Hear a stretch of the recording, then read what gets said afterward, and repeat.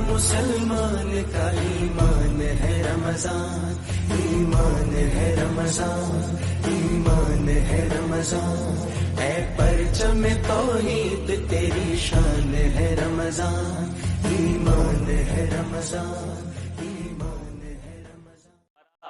ادعیہ ماہ رمضان، یعنی کہ ماہ رمضان کی جو روزانہ کی دعائیں ہیں اس کا ترجمہ کیا ہے، ان کی توضیح کیا ہے، ان کی تشریح کیا ہے کہ ظاہر سی بات ہے کہ معصوم کی کوئی بھی دعا، معصوم کا کوئی بھی لفظ بے معنی نہیں ہو سکتا، ہر لفظ بامعنی ہی ہوا کرتا ہے۔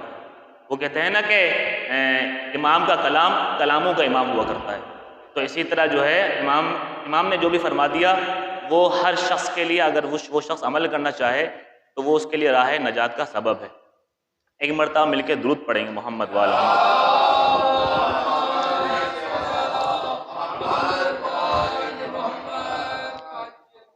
پہلے دن کی دعا ہے، میں آہستہ آہستہ الفاظ میں آہستہ آہستہ تلاوت کروں گا، کوشش کریں میرے ساتھ مل کے پڑھیں تاکہ اس اجتماعی دعا میں ہم سب شریک ہو سکیں۔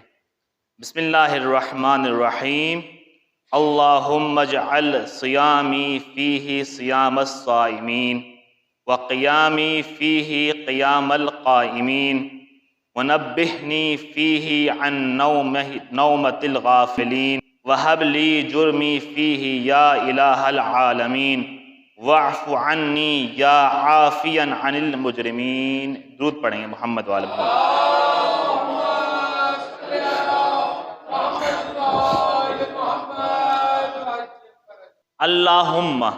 اللہم اجعل صیامی فیہ صیام الصائمین، کہ پروردگارہ میرا روزہ جو کہ آج کے دن میں رکھا ہے، آپ کی قربت کے لیے رکھا ہے، اپنے نفس کی پاکیزگی کے لیے رکھا ہے، پروردگارہ مجھے اس دن کے روزے کے صدقے مجھے میرے اس روزے کو روزہ داروں کے روزے کی طرح قرار دے۔ دیکھیں جاگرامی، روزہ ہر شخص رکھتا ہے، روزہ دیکھیں رمضان کے روزے ہم پر فرض کیے گئے ہیں، واجب قرار دیے گئے ہیں۔ اب ان روزوں کی بھی کچھ کیٹیگریز ہیں، جس طرح ابھی نماز کے بارے میں ہم بات کریں گے کہ نماز کی بھی کچھ کیٹیگریز ہیں، اسی طرح روزوں کی بھی کچھ کیٹیگریز ہیں۔ بھئی ہمیں یقین نہیں ہے کہ ہمارا جو روزہ ہے وہ خدا کے ہاں قبول ہے بھی کہ نہیں، تو ہم اسی لیے دعا کرتے ہیں کہ پروردگارہ ہمارے اس دن کے روزے کو ان روزہ داروں کی طرح قرار دے جن کا روزہ تیری بارگاہ میں قبول ہے، ان خاص لوگوں کی طرح قرار دے۔ اسی طرح دوسرے جملے میں ذرا غور کیجیے گا، وَقِيَامِي فِيهِ قِيَامَ الْقَائِمِينَ، اور میری نماز کو نماز گزاروں کی طرح قرار دے۔ ہم نمازیں پڑھتے ہیں الحمدللہ، سب نمازی ہیں، مگر شرط تو نہیں ہے کہ ہماری نماز قبول ہوگی۔ عزیزان گرامی دیکھیں، نماز پڑھنے والوں کے بھی کئی ٹائپس ہیں۔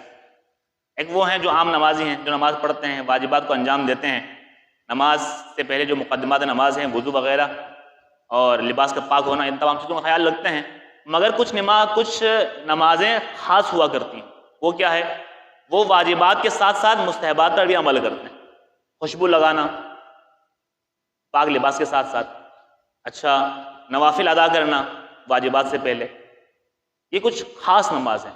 اور تاریخ میں ہمیں ایک ایسی نماز ملتی ہے کہ جنہوں نے نماز ادا کرتے ہوئے نماز کی حالت میں زکوٰۃ بھی دی ہے، اور ان کی نماز ایسی نماز ہے کہ جس میں حالت نماز میں زکوٰۃ بھی ادا ہو رہی ہے، اور قرآن ہے کہ انما ولیکم اللہ ورسولہ والذین آمنوا الذین یقیمون الصلاۃ ویؤتون الزکاۃ وہم راکعون، کہ بھئی میرا ولی وہ ہوگا کہ جو نماز کو قائم بھی کرے گا، زکوٰۃ بھی دے گا، اور زکوٰۃ کس حالت میں دے گا؟ رکوع کی حالت میں دے گا۔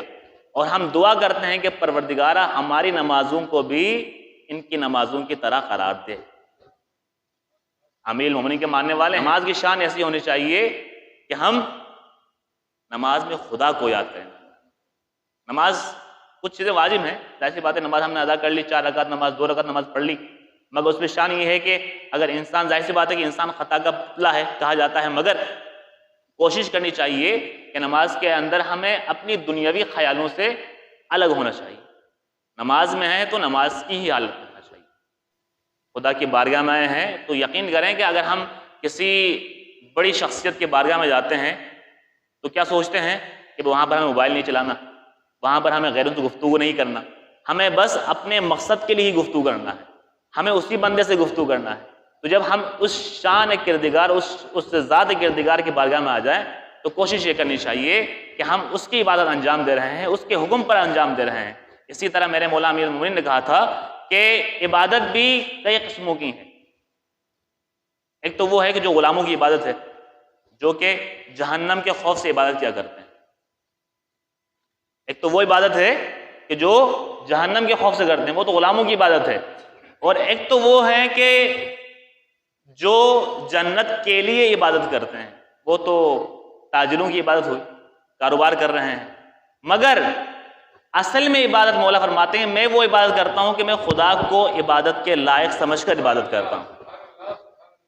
تو علی کے ماننے والے کو بھی چاہیے کہ وہ خدا کو لائق عبادت سمجھ کر عبادت کرے. تو عزیزان گرامی آئیے آگے چلتے ہیں. وَنَبِّحْنِي فِيهِ عَن نَوْمَةِ الْغَافِلِينَ، اور مجھے غفلت کی نیند سے بیدار کر دے.